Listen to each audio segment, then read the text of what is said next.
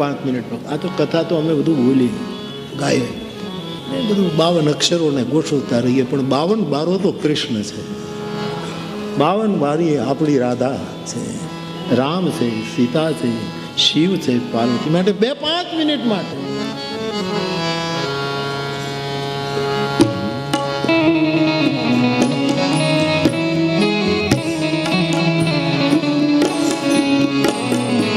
ભગવાન ચૈતન્ય મહાપ્રભુનું ચરિત્ર આપે સાંભળ્યું છે. ઉંમર નાની છે, અતિ રૂપાળા છે ચૈતન્ય, અને સંન્યાસની વાત આવી સાહેબ. સંન્યાસની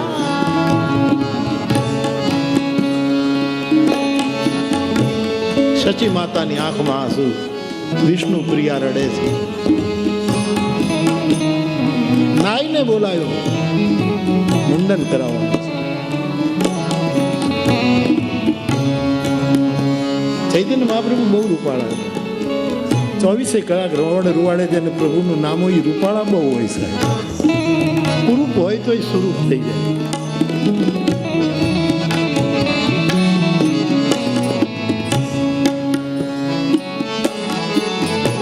નાઈ અસ્ત્રો લઈ અને મુંડન કરે છે, પણ એની હિંમત નથી ચાલતી. એવા ગોઘરાલા વાકડિયા વાળ છે શ્રી કૃષ્ણ ચૈતન્ય પ્રભુ.